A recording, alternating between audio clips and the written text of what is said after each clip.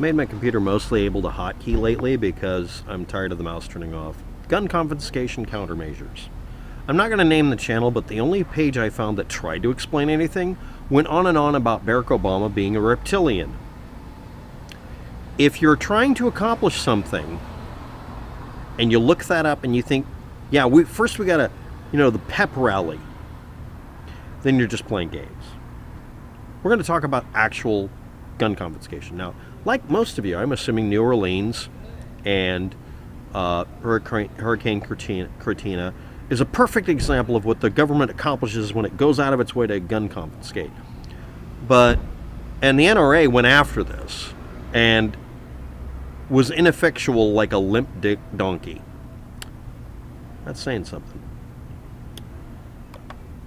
Before Hurricane Katrina happened, during and after, the local police departments, outlying areas in small towns, and every other place, anywhere in the South that was affected by Hurricane Katrina that ever had a complaint about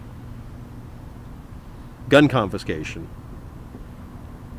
was really talking about people doing the we confiscate your gun and sell it to line our pockets thing. The city of Portland, Oregon will confiscate your house, for instance, because you're a drug dealer or suspected of it. They don't even have to have, anything. It's property forfeiture rules. And then they sell it. It is universally understood by anybody to be just the government, actually the police department, not the government, just stealing shit and getting away with it because they do it to poor people. Rich people, especially drug dealers that are actually successful, insulate themselves with several layers of disconnect and go after them in court and win. It's a war on the poor, not on gun owners. And this was going on in every one of the areas that has a gun confiscation story. Period, full stop. But let's talk about New Orleans Police Superintendent Edward P. Compass III. If your last name is Compass, why can't you have a fun first name? Like Dick Compass. Always points north. Anyway, let's go on. He resigned less than 3 weeks after saying the following really fucking dumb thing. Only law enforcement are allowed to have weapons. 200 federal officers were asked about this by a federal officer. And since then, this has actually come out, but the NRA won't talk about it. Federal officers from all of the agencies that had to go to this were instructed very simple, clear instructions, that in order for them to do their job, they had one rule they had to follow, because they were entering into an area that was given de facto martial law status by the local government, not federal martial law. And they were told, unless it's criminal evidence or it's part of an arrest of some sort, you're not allowed to take a gun off of a person because they don't have enough police. That's actually what they were told. But the other thing is, they had police coming along asking people, if you have extra weapons, we need them because we're dealing with Katrina looters. That's actually something that really happened. Because the hurricane fucked them up to where they couldn't get to their stores they had, not of weapons, but mostly ammunition or mostly weapons and no ammunition. It really depended on where you were. This was a fairly large storm. And this is from just in general what happened everywhere. Any place that had a limited amount of resources suddenly said, we are asking the public for help because we're dealing with looters that are taking advantage of the situation. Because a lot of the cases, the local government, the police department, the authority figures, Leo, just call them cops, were guarding abandoned buildings or crushed buildings to keep them from being looted. Nobody remembers the looting going on and other shit that happened. A lot of shit happened. Crazy shit happened, including people who were trying to repair electrical systems or fix things were getting fired upon for unknown reasons. One person actually said, I was shooting because the idiot kept turning the power on and literally almost killed a person, so we shot the transformer. That's a anecdotal thing that was done on Reddit. I don't know if it's real. But the fact is, it was so fucking crazy that all sorts of shit happened. But the only firearms they were allowed to seize on a federal level were taken when someone was arrested for an actual crime and turned over to the local police department, not just one police department. A specific police department was the one the NRA took to court And the NRA had camera people out there looking for everybody and asking people, and there is a couple of recordings, did anybody come along and take your weapons? No? Well, then we don't want to interview. They were looking for propaganda sources. Never let a tragedy or a bunch of people getting hurt not be abused by you. The NRA is there to tell you what you want to hear, so you won't tell them, fuck off.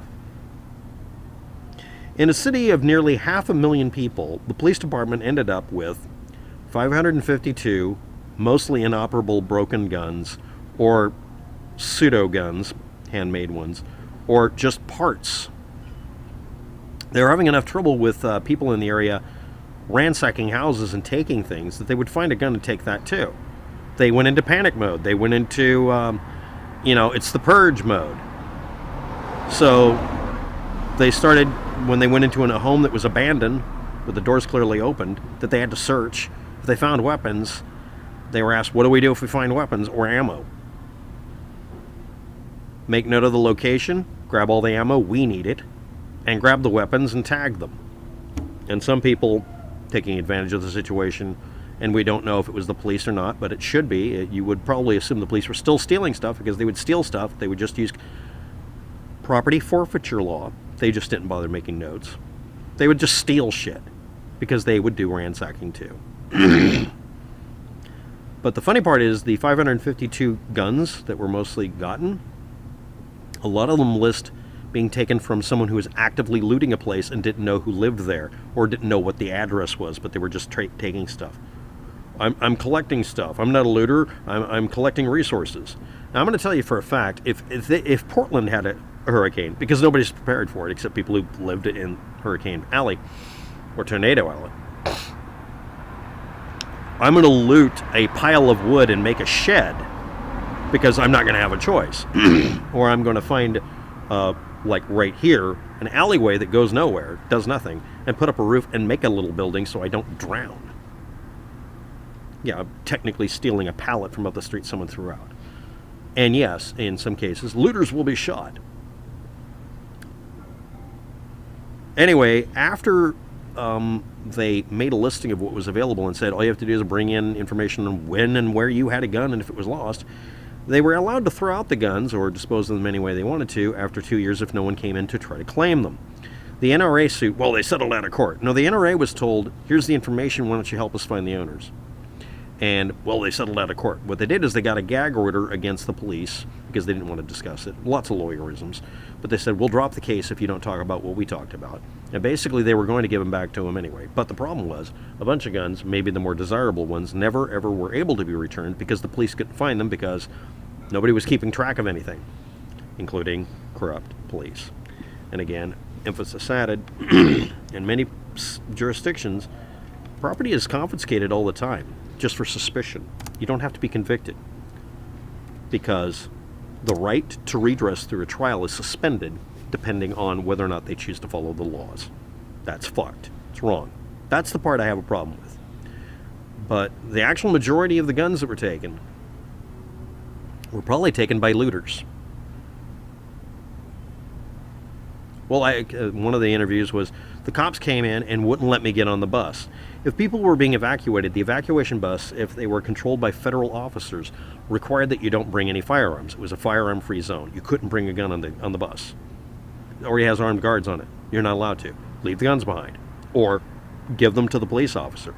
And people resisted being evacuated and also wanted to bring a gun because they were scared. And they were told, you can't bring a gun or ammunition on the bus. And a lot of them were, it was thrown on the side of the road, or the police put it in the back of a car or whatever. And none of this was good. All of this is evil. But this is an actual example of a legit example of gun confiscation in the United States during some crisis. And the main person who opened his stupid mouth resigned because no one wanted him in the frickin' state at that point. I'm surprised they didn't kill him. But on evacuation transport of any kind, you weren't allowed to bring a gun for the same reason you wouldn't be during other times. They decide whether or not it's a gun-free zone on the bus. You want to evacuate or not. And some people were forced evacuated because it was literally dangerous enough that they had to leave. They were made to leave. A lot of them left their stuff behind. None of the situation was any good. This is an example that you can actually cite as gun confiscation. What would you do to prevent the guns from being taken? Hide them in your building and lock them up so that they can't be stolen by the thieves. It's the same rule for thieves. Make it to where it's not visible. Make it to where it's locked down if they do find it. Make sure the parts are in different locations. Make sure you have 1 or 2 cheap guns that'll do the job to defend yourself. But if you want to have a gun collection, get a gun safe or a gun room or a panic room. If you can't do any of those things, learn to make stuff out of pipe. So now we go on to the next part while someone's howling in the distance. Jeffrey Scott Kirschneman. This is a person who in 2012 or so completed an 80% lower AR-15. He made it a single-shot AR-15 in California, which by law he was allowed to do, and when he did that, he could convert it. But at the time, one time or another, the California government decided that if you make a single-shot pistol, which was acceptable and legal, you had to register it. So you know what he did? Defiantly. You know, it's a loophole. He did what he was told. Later, he altered it with the ability to have a tool removable magazine and make it multi-shot instead of single-shot. But it was still not semi-auto. You had to charge the handle. This is no different than a bolt action or anything else, but it was a pistol. It was less functional than a revolver.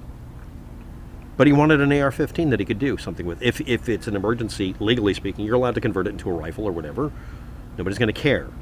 But he was doing the thing you do to keep your shit from being taken. Follow the laws, and it was absolutely featureless. The law said he had to add a serial number, so he voluntarily did and registered them. So he submitted the paperwork to the California DOJ, and they said, sure, you can keep it. They gave everybody amnesty. Well, they're all gun runners. No, they gave amnesty to people doing the same thing I'm allowed to do right here on this bench with pieces of pipe. California law made it illegal for you to make a gun, but they weren't allowed to do that because it's legally not, you can't do that legally. So the ruling they made is they had to have some out, and they didn't think anybody was going to register it. They didn't expect thousands of people to register guns that were legal. And the other part that bothered them was none of the drug dealers registered any. Because the drug dealers bought full autos and shit. But anyway, let's move on. They don't follow the fucking laws. These guys were going out of their way to do so. Then they said that if they had the ability to take a magazine that could be disconnected, it was now not a featureless pistol. So it was declared an assault weapon, even though it only fired 1 shot at a time and did not do blowback or gas impingement. It was not a semi-auto. So he re-registered the weapon online again as an assault weapon.